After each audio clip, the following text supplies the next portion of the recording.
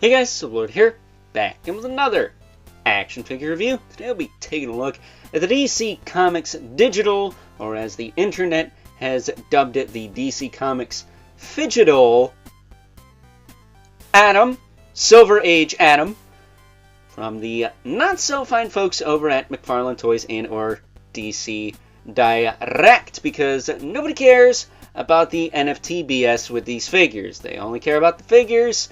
There are a select 0.05% that do care about the NFTs, but let's face it, they are a minority in that argument. So, can we just cut the crap with this NFT thing already?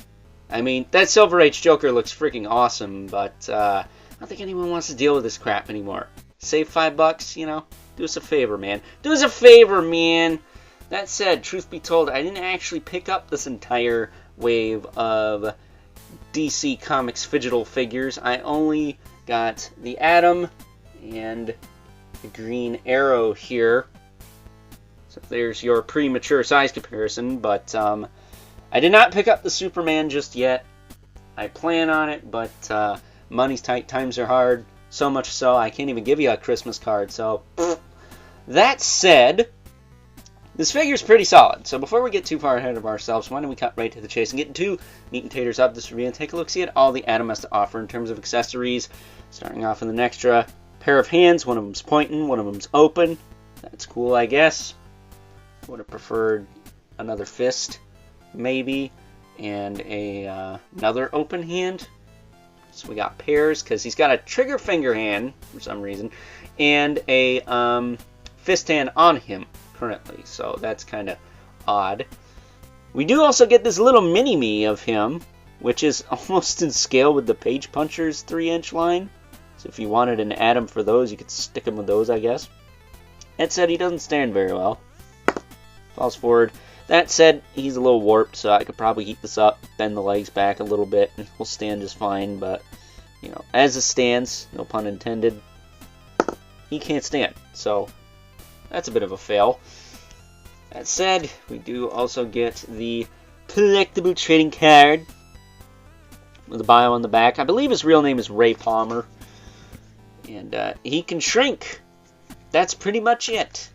He's about half as cool as Ant-Man, because at least he can turn to a giant and step on your arse. Closer look at the Atom here. He does come with a hockey puck display stem we're used to seeing with all McFarlane Toys releases. And here he is. He's on the same body as the Blue Beetle and Booster Gold figures were. This body has, of course, been reused several times, including Captain Atom, Deadman,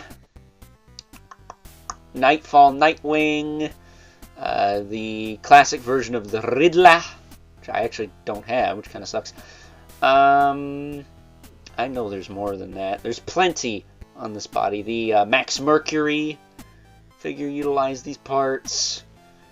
Off the top of my head, that's all I can think of. If any more come to mind, I'll be sure to let you know. Green Lantern, Hal Jordan, the Silver Age Green Lantern. Possibly that new one with the Tomar Ray, Abensur, and Werewolf Guy and Green Man heads. But yeah, this body has gotten some mileage.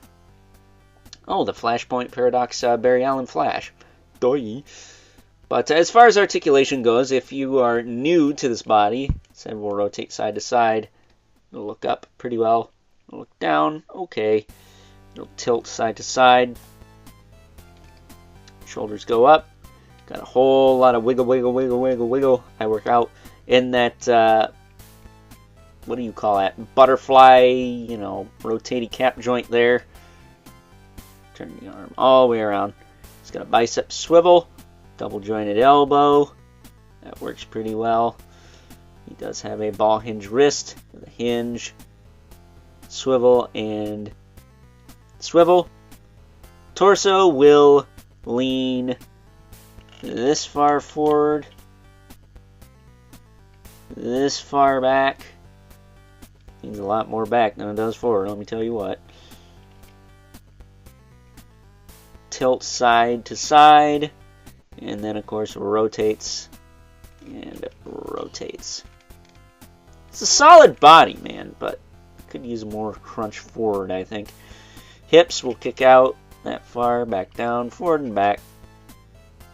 Bit of a thigh swivel in there. Pretty generous, all things considered. Double knee. Pretty clean cuts on this guy, too. The elbows are a little chunky, but not too bad. That said, you always got to leave the knees clicked once up here, once down here, so you can stand because the ankles are a little weird. Heavily detented with a swivel and a pivot. And then he's got toe joints, which are not too loose. So yeah, he's a cool figure, but he's not going to be winning any awards or anything. That said, shout out to my good buddy Evil Villain. Not only for the hookup on that green arrow, but also his lady, the lovely Miss Villain, actually sent me the listing for this guy. So I really appreciate that. I was able to pick him up on Slamazon before he sold out. So that was cool. Because I missed him on Big Bad Toy Store initially, which is where I try to get most things. But you know, sometimes it's just not in the cards, man. Not in the cards. That said, I did get that Silver Age Joker I mentioned earlier. And for whatever reason, I ordered the Earth 2 Robin, even though I didn't get that overpriced AF Crisis on Infinite Earths wave. I mean, what the heck were they thinking on that one? Well, before we wrap this thing up, here he is with our two regulars. The Mythic Legion's brother Mandibilith, right there.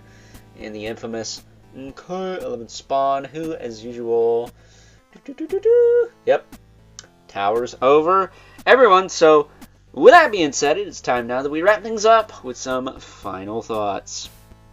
Overall, and aside from being a part of the DC Comics Fidgetal offerings from the not-so-fine folks over at McFarlane Toys, we'll say in this case, if you missed out on ye old Mattel DC Universe Classics Wave 5, The Atom, and you're looking for an Atom to go with your classic Silver Age Justice League display, then look no further than this version of good old Ray Palmer right here. I think this is a very solid addition to any DC Universe collection that is consisted of mostly McFarlane Toys offerings because, well, it really feels like an updated version of what Mattel was doing, you know?